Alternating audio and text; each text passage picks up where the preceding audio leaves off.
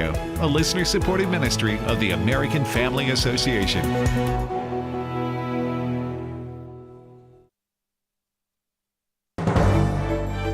American Family News, I'm Rusty Pugh. Iran threatens Ukraine as two separate conflicts threaten to collide. Jonathan Savage has more. Iran's foreign minister says a Ukrainian attack on an Iranian commercial vessel cannot go unanswered. Abbas Araghchi was talking after an explosion in the Caspian Sea killed one sailor and injured another. Ukraine says it targeted a Russian warship and vessels used for transporting Iranian-linked military cargo. But Iran insists it has never intervened in the conflict between Russia and Ukraine. Kyiv also claims Russia has been carrying out surveillance of U.S. military bases on behalf of Iran. Oil prices fell 4% Sunday after President Trump paused strikes in Iran. The U.S. Navy's blockade along the Strait of Hormuz and new threats from the Houthis in Yemen could keep prices elevated for longer. But Republican Senator Jim Banks of Indiana says he doesn't see it that way. As soon as President Trump brings Iran to the table and they cry uncle and agree that they will never have a nuclear weapon, then gas prices are going to plummet to lower than we've ever seen before, thanks to the early Trump oil and energy policies. But gas prices have been creeping up again, and oil industry analyst Trilby Lundberg of the Lundberg Survey predicts a pause in the strikes won't do much to bring prices down. We also have strong rhetoric on both sides predicting all-out war, dirty war, et cetera, and so the oil market is again threatened. The supplies coming out of the region are again deemed in danger. A deadly shooting breaking out during a food festival in Seattle yesterday. William Lajeunesse reporting from Los Angeles.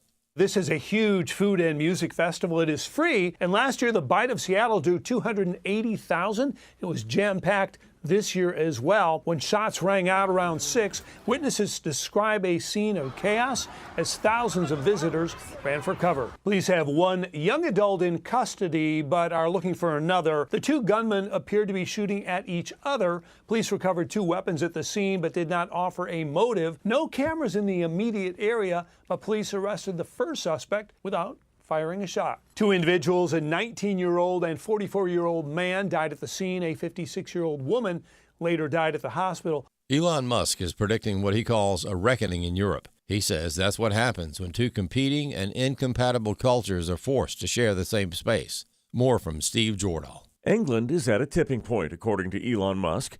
In an interview with The Economist editor-in-chief Zanny Minton-Beddoes, he says Muslims who have taken over entire towns in England are clashing with Brits because they're making no effort to assimilate. If you have a large and rapidly growing group of people whose beliefs are antithetical to Western beliefs, at some point there will be a reckoning. Beddoes says Musk is exaggerating and giving a false view of the UK to his millions of social media followers. A kind of view that Europe and the UK are kind of, overrun with terrifying Muslim immigrants. There's rape on every corner. But according to a report from Great Britain, 250,000 young white girls have been victimized by what are called grooming gangs over the past several decades.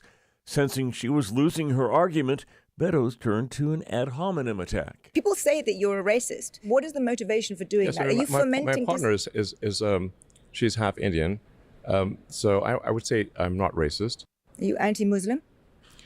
If people are coming to a country with antithetical views, I am against that. I'm against rape and murder. I'm against imposition of rules and laws that are contrary to what we've come to accept in the West. The personal attacks continued. People loathe you. Maybe some people do loathe me. And that's probably true. I don't care.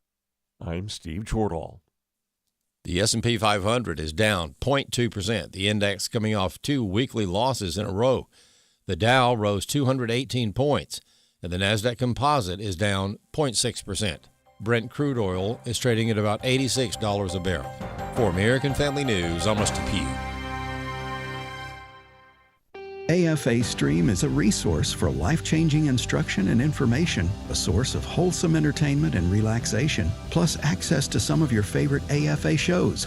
You can watch a lot of content for free, or you can become a Great Commission partner. Then you'll not only open the door to everything AFA Stream has to offer, you'll get benefits like a subscription to The Stand and some really nice exclusives. Why not get started today? It's easy. Visit stream.afa.net.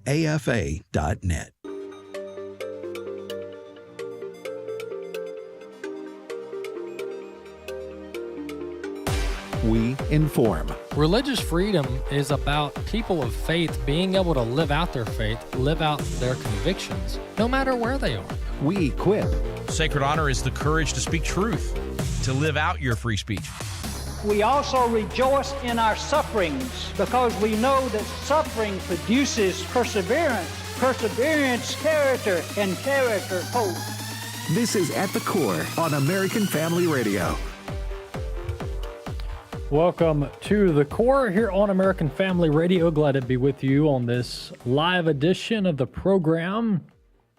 At the Core is the name of the program. The show hosts are Rick Green and myself. I'm Walker Wildmon, and I'm glad to be hosting today's program with you. American Family Radio is operating in over 30 states, 160 plus radio signals, and we're also on the internet live streaming the radio network, programming 24/7, 365 at afr.net and on the AFR app.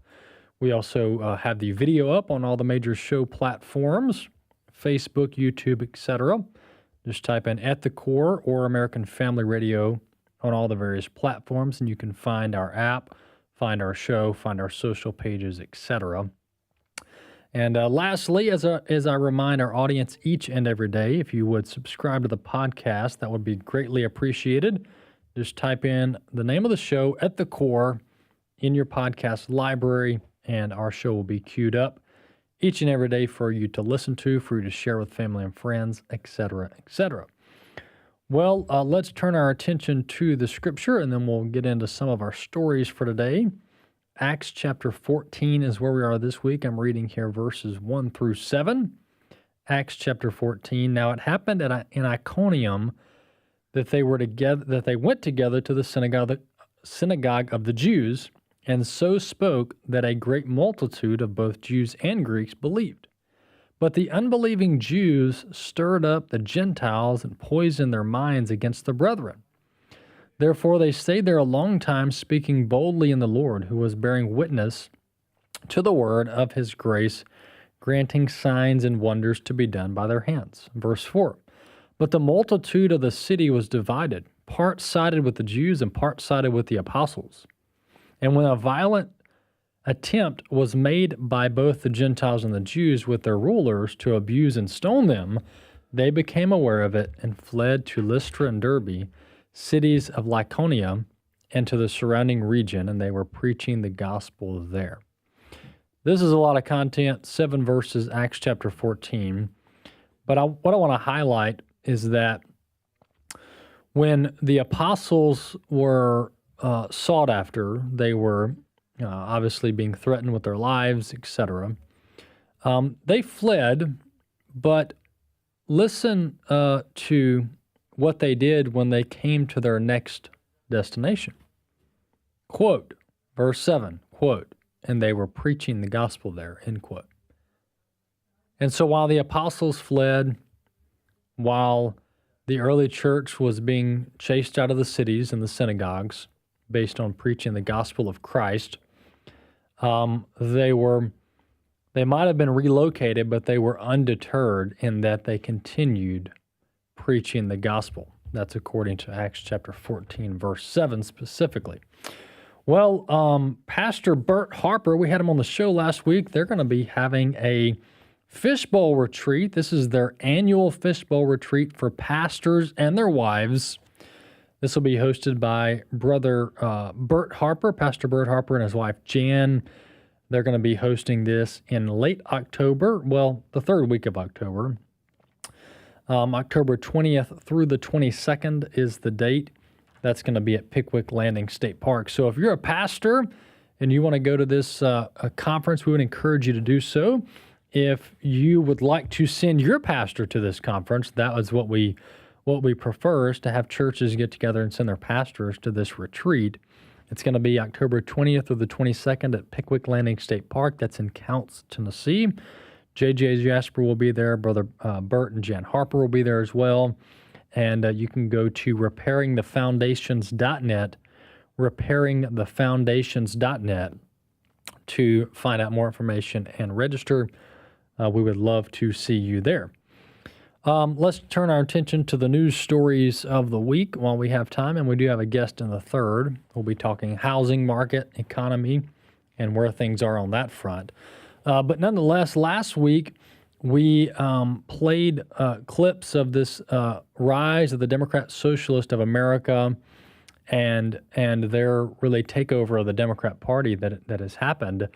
Well, part of this kind of movement and this element is Mayor Mamdani of New York City. Now, he's been I've played clips of him platforming these socialists, and he's even bragging about these government-run grocery stores in New York City that they're spending $30 million a pop on just to get them up and running, and he claims they're going to be 30% below your competitors, and this is, mark my word, this is going to be a disaster. Government-run grocery store? Are you kidding me? They can't even run the DMV. They're going to run a grocery store? This is, we've got to hammer this home in the mind of the American people that these ideas don't work. They've been tested, they've been tried, and they don't work. Socialism and communism do not work. They are failed experiments in human history. Not only are they unbiblical, we could have told you they're not going to work by reading the scripture, but in practice, they don't work. They've been tried. They don't work. They lead to massive amounts of human suffering and death. That's the history of socialism and communism. Nonetheless, Mayor Mamdani doesn't care about that. He doesn't want to read the history books. He doesn't want to be a student of history. Instead, he just wants to blame the Jews, blame Israel, and blame Bibi Netanyahu for everything.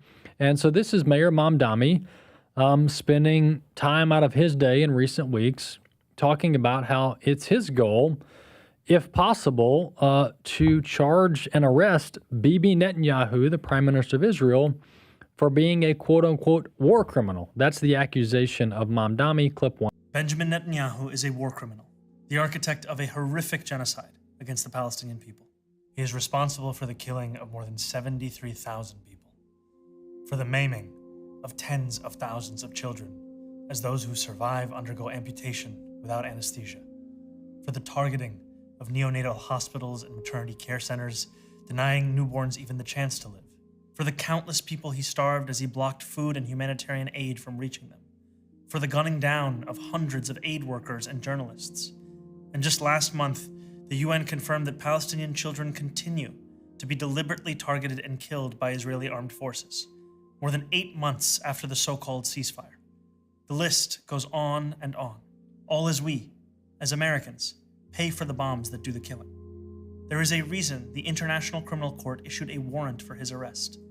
As human beings, we have spent generations building a shared understanding that there are crimes so grave they offend all of humanity. Anyone, with their eyes, with their heart, with their conscience, should recognize the devastation he has wrought and understand that he belongs before a court of law. As I've said, I agree with the ICC that Benjamin Netanyahu should be arrested and tried for his crimes, as I do for anyone else charged by the ICC. My administration has reviewed every avenue available under applicable law to determine whether New York City could execute the International Criminal Court's arrest warrant if Benjamin Netanyahu came here. It is clear that we do not have the independent legal authority to enforce this warrant. The federal government, however, does, and I call on them to join the ICC and execute this warrant. And I want to be equally clear. Benjamin Netanyahu is not welcome in New York City, nor is any other war criminal at large. While we cannot end the genocide on our own, we can decide whether our silence will become another weapon, and we can examine every tool we have to defend the humanity and dignity of all people. That is my commitment to you. To you. All right, so let's pick this apart, okay? And I hate to give credence to unfounded accusations, but for the sake of information and debate, let's do it. The accusation that Bibi Netanyahu is responsible for genocide is unfounded, okay? But let's break apart what we know, and let's not try to be naive either about the effects of war. All right. So first off, Hamas started the war. Okay. That's a fact. An undisputed fact is that Hamas thought it was a great idea, which is a proxy of Iran, by the way, let's remember. Hamas, which is run by Muslims in Islam, they thought it would be a great idea to murder, rape, and pillage thousands of Israeli civilians on October 7th. That was their idea. That's what they thought was a good idea. So they did it. Hamas invaded southern Israel, and they raped, pillaged, burned alive, and murdered thousands of Israelis. Okay? Civilians, by the way. So that's how this started. And we can't forget that. All right. So Hamas started this, and Israel is finishing it. All right. Now, to what Israel has done militarily in response has been devastating. It's been devastating from a infrastructure standpoint and from a humanitarian standpoint in Gaza. But that's not the responsibility of Israel, and let me explain why. Okay? One of the things that Muslims do, this sect of Muslims that run Hamas and run Iran and Hezbollah, etc. Let me explain what these jihadis do. Number one, this ideology doesn't believe in the sanctity of life or the human dignity, that we're all created in the image of God and we're, have certain inalienable rights and protections and precepts like that. They don't believe in that, okay? And their false religion provides a lot of justification for actually using innocent civilians as shields, as human shields. And so that's what Hamas has been doing. They've been hiding under hospitals, under schools, under houses, okay? And so Israel, Israel goes out of their way, by the way, to avoid humanitarian problems. They are under strict scrutiny by the world and the U.S., and so Israel goes out of their way to issue leaflets, messages, notes, etc., to urge civilians to flee when they're taking military action. But what does Hamas do? Well, Hamas holds these civilians hostage. And occasionally, civilians are implicated in the carnage of war. And it's a very sad and tragic thing, and I'm not trying to make light of this or act like it's not a problem, etc. What I'm just telling you is that war is a dirty business. War is nasty. It's in some ways evil. It's just terrible. And that's what Israel is engaged in. They're engaged in a war against people who have no standards. And they use thousands of civilians, men, women, and children, as human shields as Israel is trying to kill Hamas. And so there's no doubt there's been carnage in Gaza. There's been civilian casualties in Gaza. Number one, the number you get from Hamas is completely unbelievable. You cannot believe a word that comes out of their mouth. They are liars, they are cheaters, and they are frauds. And their false religion justifies it. And this is what they're known for. For hundreds of years, this sect of Muslims has raped, pillaged, and destroyed everything they've touched. This is what they do. And so to say that, Israel is responsible or Netanyahu is personally responsible for 70,000 civilian deaths, no. I wouldn't believe that number if you gave me $1 million. That number is coming straight from the mouth of Hamas. And so this notion that Bibi Netanyahu and the Israeli government, that they wake up and they go to bed and all they think about is how many innocent civilians they can kill with the military, is completely not true. It's unfounded. There's no facts to back that up. But they keep throwing it out there because it's a anti-Semitic trope that gathers the most radical elements of all political parties together so they can blame the Jews for everything. That's what this is all about. It's very satanic. It's very evil. We'll be back in a few.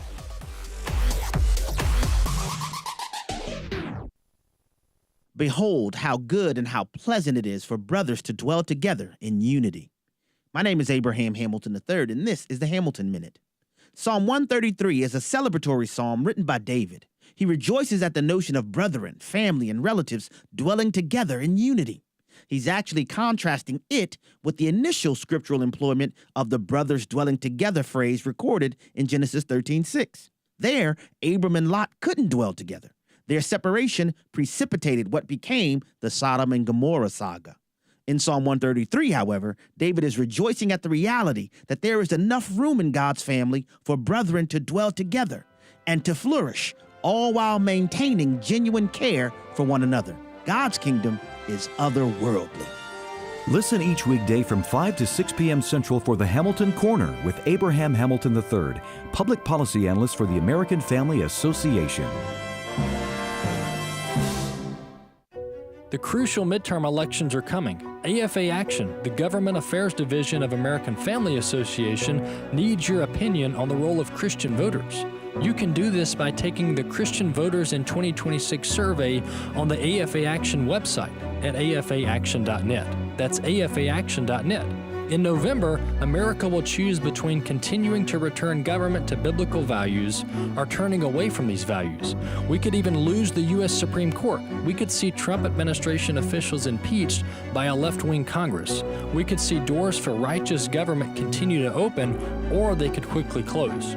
As we approach this election, we want to know your opinion. So please take the Christian Voters in 2026 survey at afaaction.net. You will also have an opportunity to make a gift to advance AFA Action's mission of equipping Christians to make a difference. Go to afaaction.net. That's afaaction.net. Hello, everyone. I'm Tim Wildmon, president of American Family Association and American Family Radio. Hey, we've got some great tours lined up for March of 2027. We've got one tour we call the Footsteps of Paul tour. That's mainly in Greece, or only in Greece, including Athens and Corinth and Thessalonica. And then we've got a separate tour to Italy, where we're going to Venice and Florence and Pisa and Rome and all the sites of Italy. So you can do both of these tours if you want to. We've arranged that as well. Also, this tour of Italy, it's not like the Olive Garden tour of Italy, you know. We're really going there to Italy to see Italy and to eat Italian food too as well. So for information on any of the tours I've mentioned here, go to tours.afa.net. Tours.afa.net, tours.afa.net.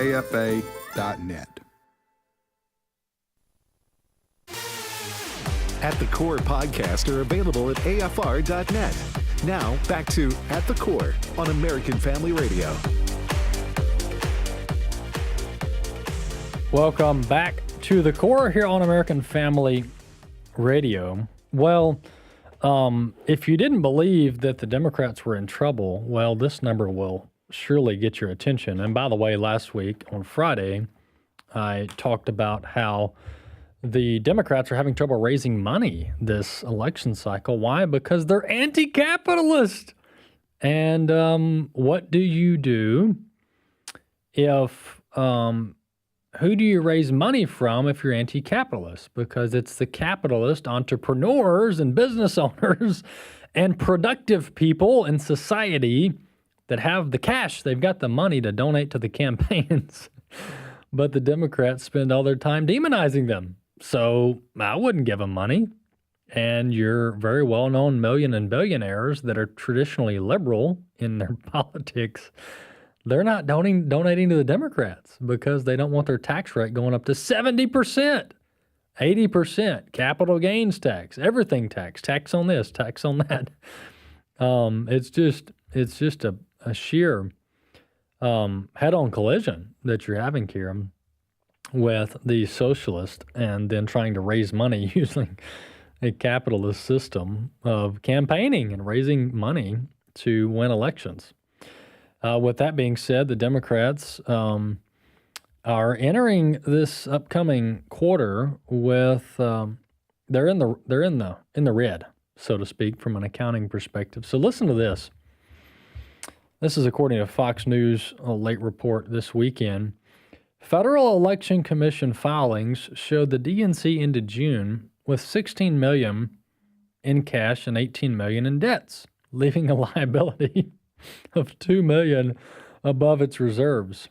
On the other hand, the Republican National Committee, by comparison, reported approximately $128 million on hand and no outstanding debt.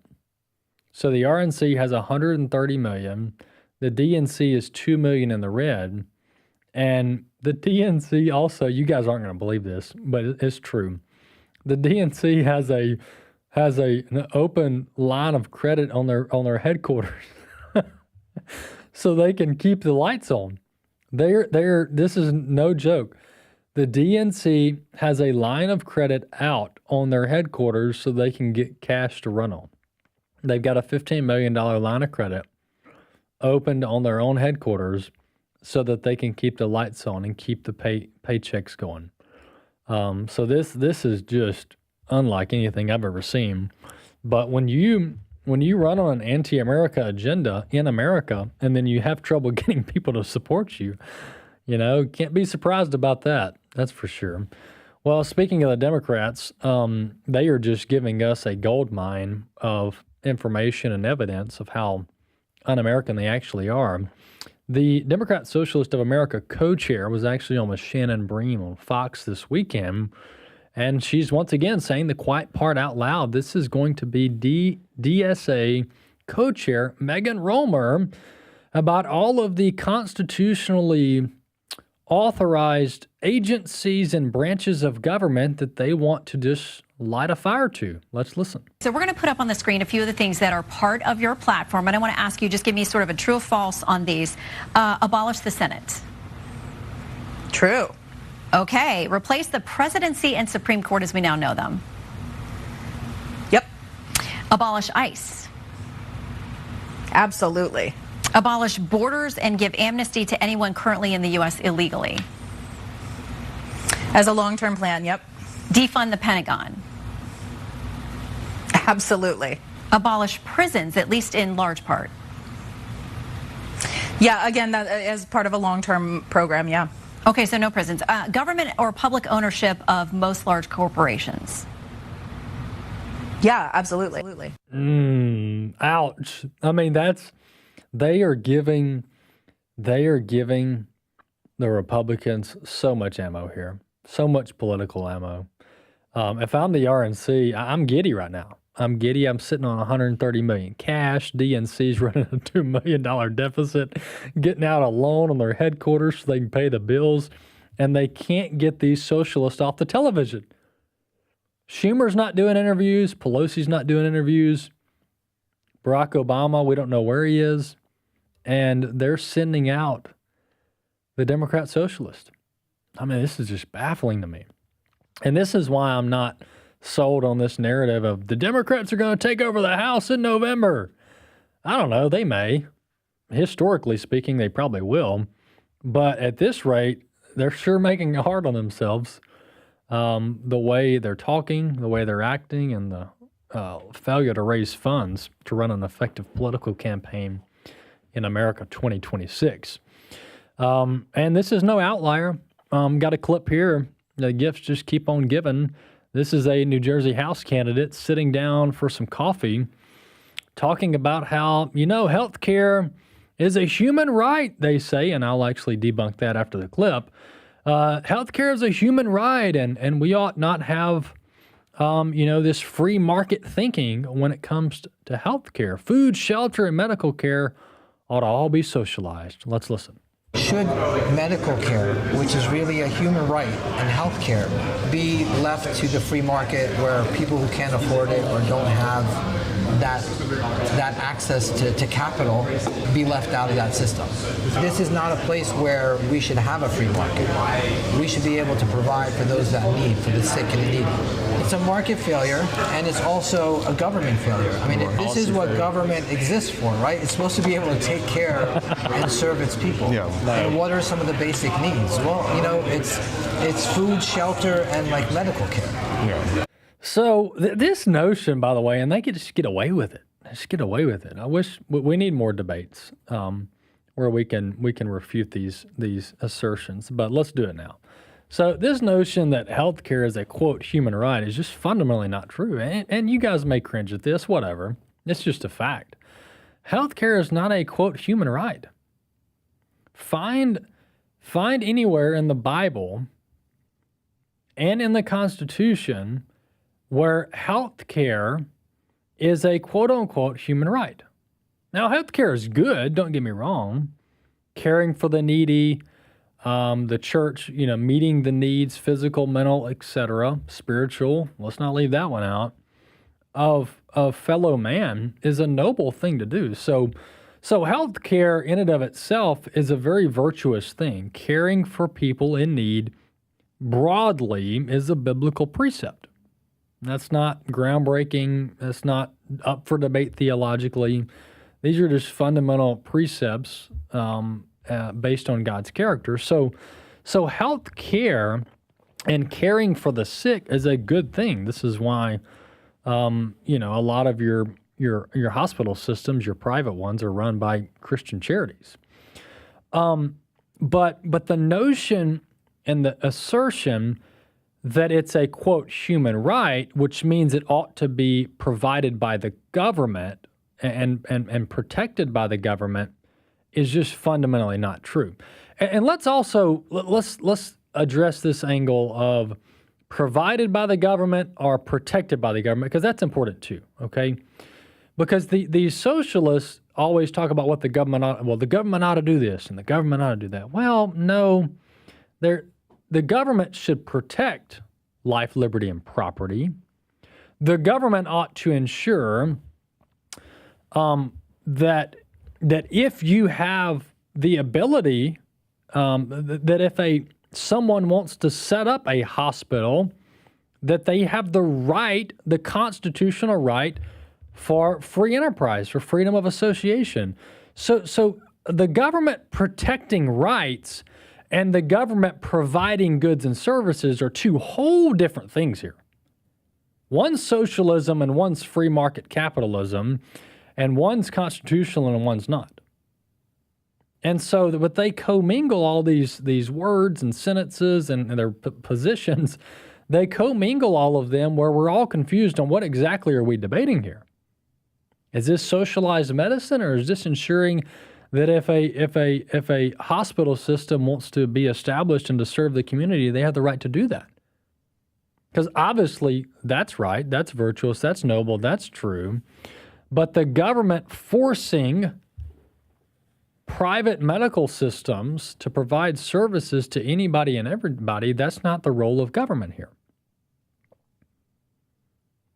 And so it's a very uneducated view of government, a very uneducated view of the free market.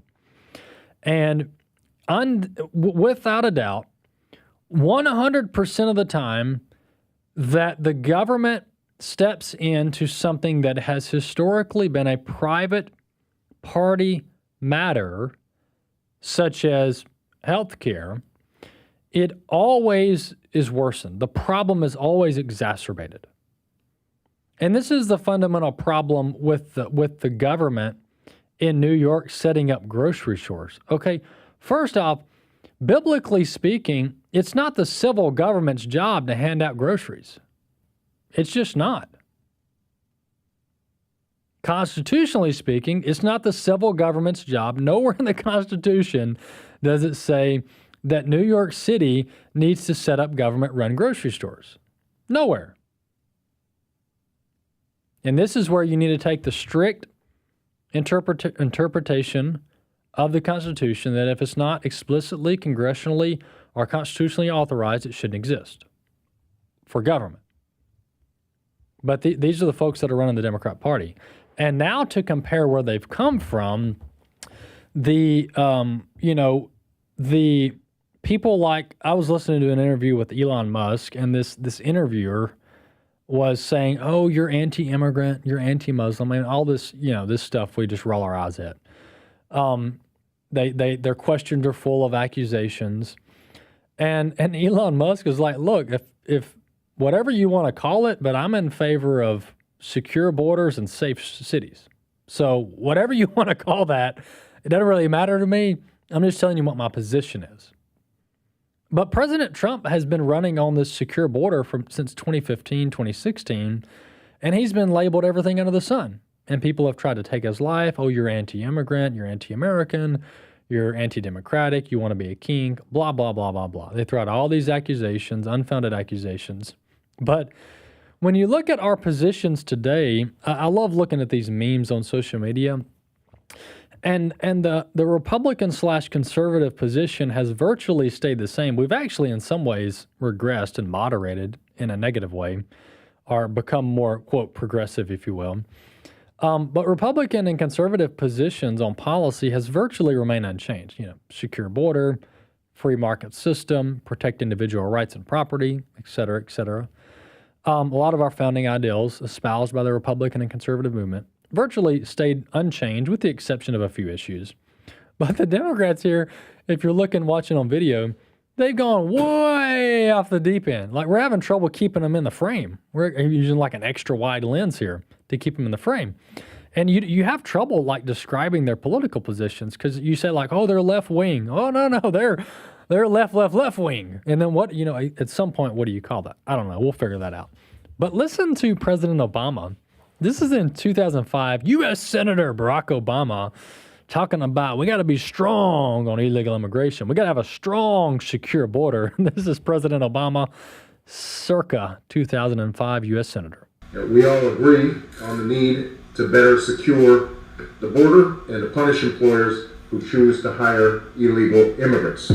We are a generous and welcoming people here in the United States, but those who enter the country illegally and those who employ them disrespect the rule of law, and they are showing disregard for those who are following the law. We simply cannot allow people to pour into the United States undetected, undocumented, unchecked, and circumventing the line of people who are waiting patiently, diligently, and lawfully to become immigrants in this country.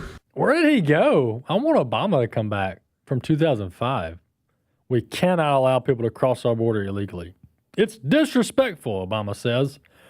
Let's listen to a President Clinton campaign ad in 1996 on a tough border and mass deportations. Clinton is bragging about here. Clip 3. President Clinton doubled border agents, 1,000 more for California, signed a tough anti-illegal immigration law protecting U.S. workers, 160,000 illegal immigrants and criminals deported, a record. Bob Dole voted against reimbursing California for jailing illegal immigrants. Time magazine says his risky tax scheme could cut 2,000 border agents, cut 4,000 FBI. Bob Dole, wrong in the past, wrong for our future. This is so good. I love going back to the old nostalgia of common sense. There you have a Bill Clinton campaign ad in 1996 bragging about strong borders, sent 1,000 customs agents to California and deported 160,000 illegal immigrants, most on record. Bill Clinton was bragging about as president running for re-election. What a beauty. What a absolute beauty.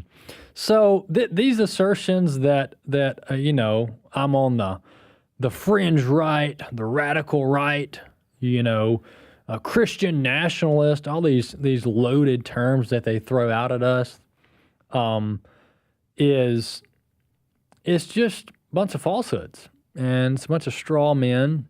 And the fact of the matter is that, for you and I who love American history, who, agree with the founding fathers and the reasons that they constituted this land and this government and this country, for most of us out there with our head on right still, our views virtually don't change on these issues. Maybe every once in a while, but in large part, the main thing is the main thing, whether it's individual liberty, Second Amendment, freedom of religion, smaller government, less deficit, less debt, basically less government everything, strong military, strong alliances with Israel.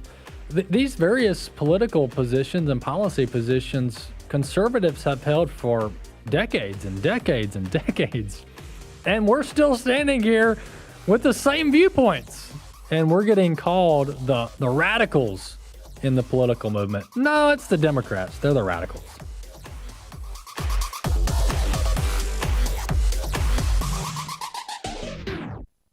Every day, AFA offers biblical insight on issues that others aren't willing to touch in the hopes that you'll become a world changer. That's why we're offering an in-depth worldview training course called Activate.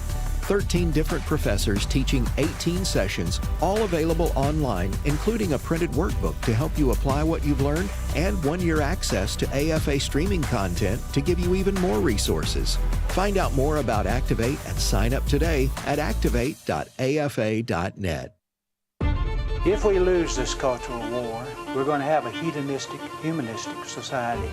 Discover the story of the culture warrior Don Wildmon and how he went head-to-head with Hollywood, Playboy, the homosexual agenda, and the Disney empire. The movement Don started paved the way for Christians to boldly stand for truth and righteousness in a hostile culture. Watch Culture Warrior today for free. Visit culturewarrior.movie. The following is a real-life story from Trinity Debt Management. When I was feeling the stress of too much credit card debt, I looked at 2 different options: debt settlement and debt management. They may sound the same, but guess what? They're not. Debt settlement seemed like a quick fix, but I found out it would destroy my credit, create tax headaches, and hit me with huge fees. They actually told me to stop paying my bills. No way, not me. Then I turned to a debt management plan developed by the team at Trinity. They worked with my creditors, lowered my payments, reduced my interest, saved me thousands, and paid off my debt. And Trinity is a Christian company, which is important to me. If credit card debt has you down, call Trinity at 1-800-788-1813. My name is Heather. Please forget debt settlement and remember Trinity Debt Management. 1-800-788-1813. Do you know how much time technology is actually taking from your life? In Psalm 139, David prayed, "Search me, God, and know my heart." This week's healthy habit is tech tracking. Before changing your habits, you need to examine them. Check your screen time, your notification counts, your most used apps. Most people underestimate their use. If you don't believe me, ask your kids. Now, don't do this to feel guilty. Do it to gain awareness. Often our screens reveal what has captured our attention and, more importantly, our affection. God invites us to honestly examine our lives. What might you discover if you let your family's screen time report tell the truth about where your attention has been going, and you redirect it to the people who matter? Try it out, and I'll see you on the Dr. Nurse Mama Show here on American Family Radio. This is At the Core on American Family Radio with your host, Walker Wildmon. Welcome back to The Core here on American Family Radio. Walker Wildmon here with you. Glad to have you on the program. Well, if you listen to certain media heads and certain outlets and social media trends, you would have thought over the past 4 to 5 years that there's a looming recession, that the stock market's in a bubble, that the housing market's going to crash. You get all these varying narratives out there of the doom and gloom, of which only a very small fraction is ever true. But nonetheless, I wanted to talk about this economy that we're in, the housing market, and some things along that line with Mark Manella with Financial Issues. He's the host of Financial Issues and is with us now. This is the former Dan Celia's organization that he founded that aired on AFR for years and years and years. So we have a close friendship with the Financial Issues team. And Mark is now hosting the program, Financial Issues program, and he's with us now. Mark, welcome to The Core. Walker, honored. Thanks for having me. Well, Mark, before we jump in, tell our folks when your Financial Issues program airs and a couple of the ways that they can keep up with it. Sure. Monday through Friday, 9 a.m. till 10 a.m. on financialissues.org or one of the 500 radio stations or television stations across the U.S. You can catch us live, and if you go out to the website, thefinancialissues.org, you can get in on the chat. Of course, anybody can call in. We're live, so we actually answer stewardship, financial questions, investment questions. We're, obviously one of the big things we really want people to understand is what they invest in actually gears this country's direction. That as a steward, you actually have a responsibility and an opportunity to invest with biblical integrity. Well, once again, we're talking to Mark Manellis of Financial Issues. And Mark, let's talk about the housing market. So ever since the post-COVID housing boom, if you will, as far as valuations goes, has not really let up. I mean, there have been some periods of easing, if you will, on housing values, on home purchase values, et cetera. But for the most part, there hasn't been much of a correction or much of a drop or anything drastic on that front. So you see home prices continue to gain value. Talk about that, and if you think, a correction is on the horizon, or if this is the quote new normal as far as these very generous home valuations. Very generous. That's a nice way to say it. Yeah. When you get as old as me, you realize that housing seems to always go up and seldom, if ever, comes down. And if it does, it's just for a short period. But that's not what the issue really is here, because there's something everybody forgets, and that's called real wage growth. And as you know, Walker, real wage growth is how much more does the average household bring in on an annual basis than inflation takes away. So if inflation's 3.5 and you have a real wage growth that says 1.8, that means the average house the income has gone up 1.8% more than the inflation did.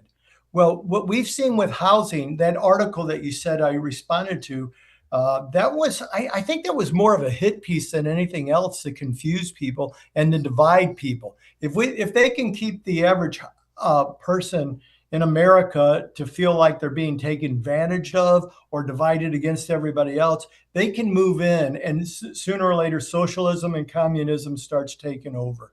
I mean, that's the bottom line on it. So instead of that, let's look at the real numbers. And the real numbers they used in that article said that housing went up June over May, and sales in houses went down June over May. But the reality is, year over year, if you look at the bigger picture, housing was up. Mortgage rates were down. Even with everything going on with Iran war and the oil and the everybody attacking this administration and trying to destroy it, we even saw real wage growth over housing costs rise over housing costs. So effectively, the cost of a house for the average household went down over the last year. But nobody's reporting that. And you and I know why. And I think probably most of your listeners do, because you bring it to them all the time, what's going on, how no matter what this administration does, they just knock it down more and more and more. So in reality, we've seen the pricing of housing go up, but we've also seen real wage growth supersede that.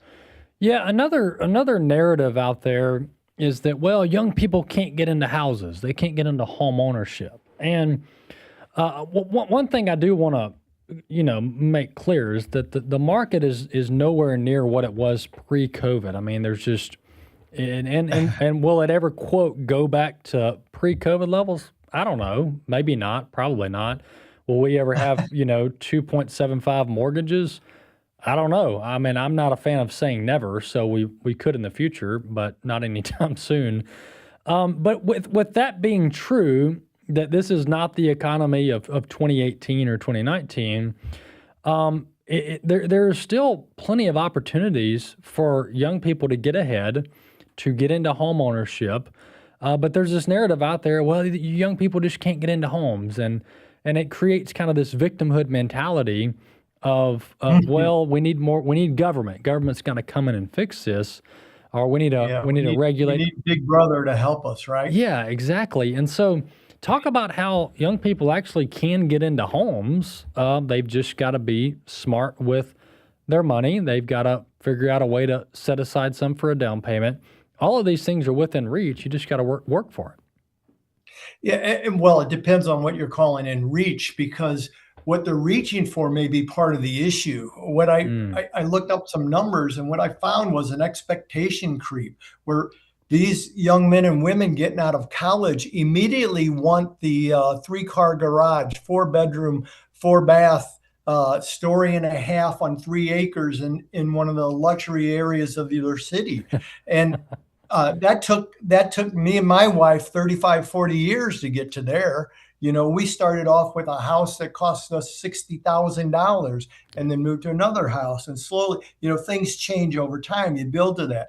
So we can have that expectations creep, which is it's not just their fault for expecting that, but they're being told they should expect that. You got a degree. You should be earning enough money to have what your parents had after 35 years of working. Well, let's lay that aside. Getting in a house is easier than ever in my lifetime right now.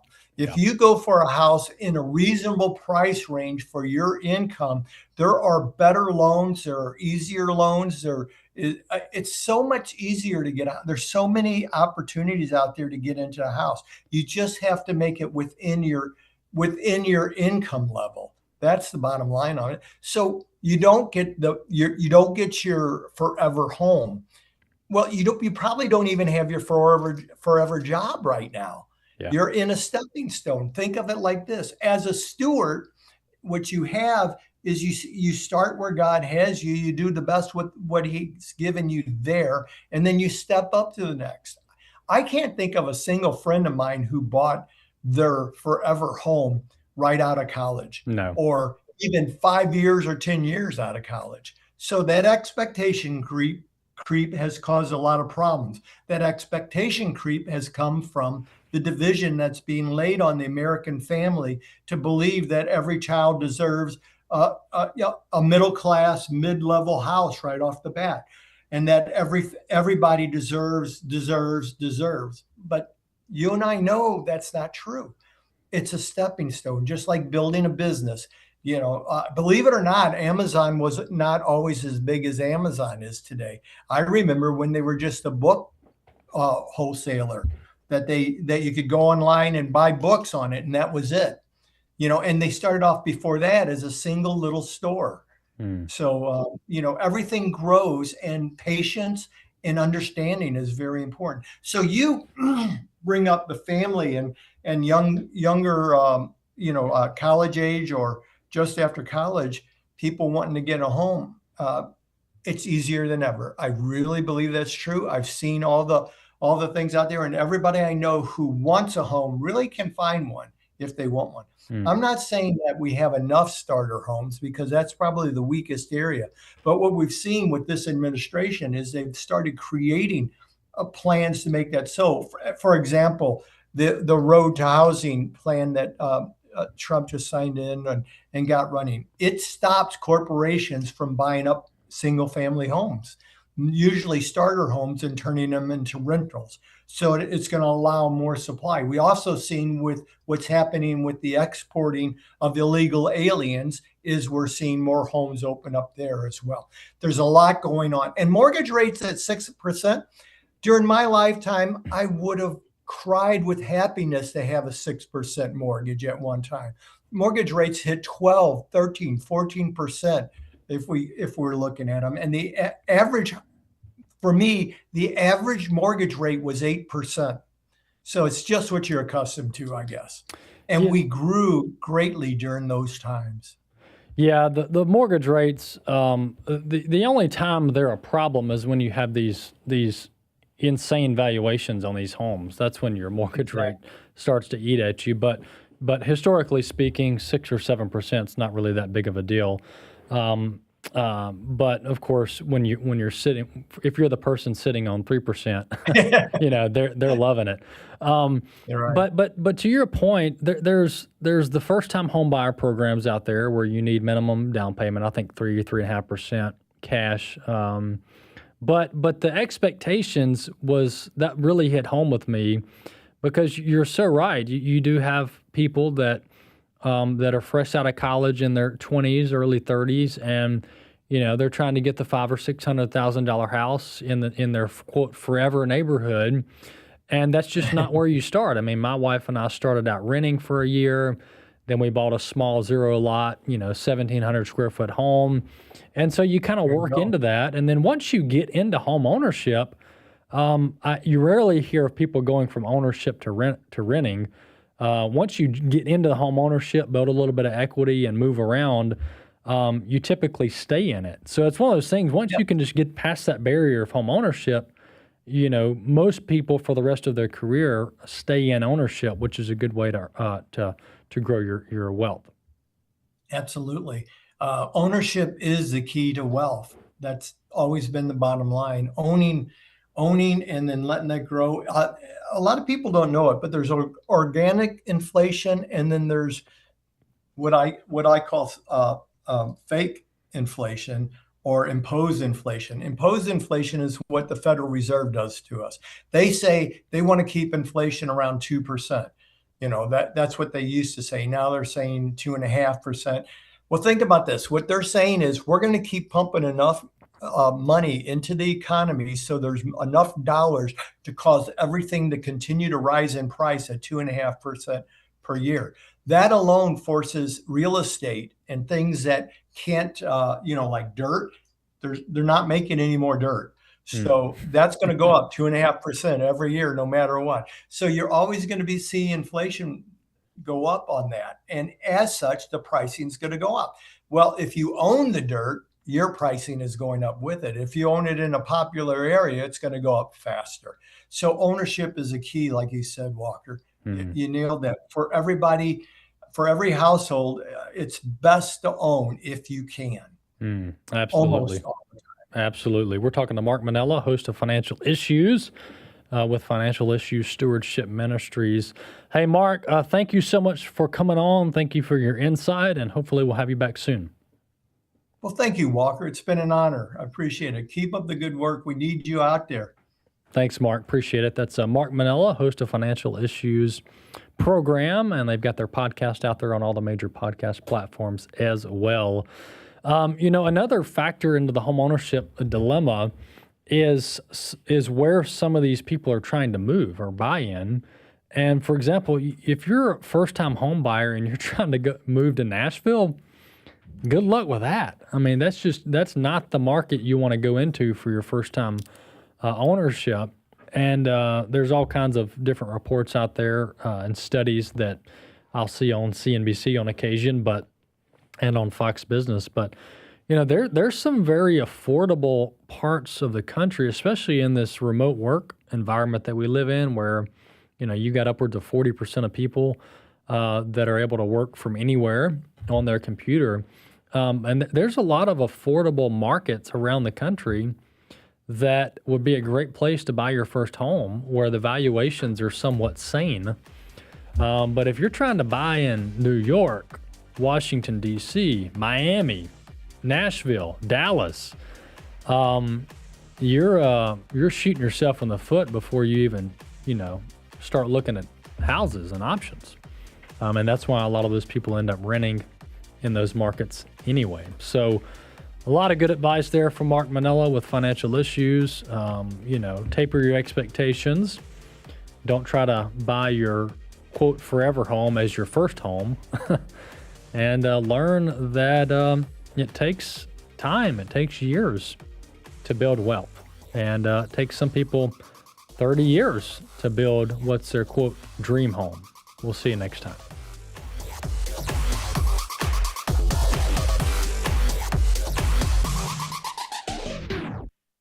The views and opinions expressed in this broadcast may not necessarily reflect those of the American Family Association or American Family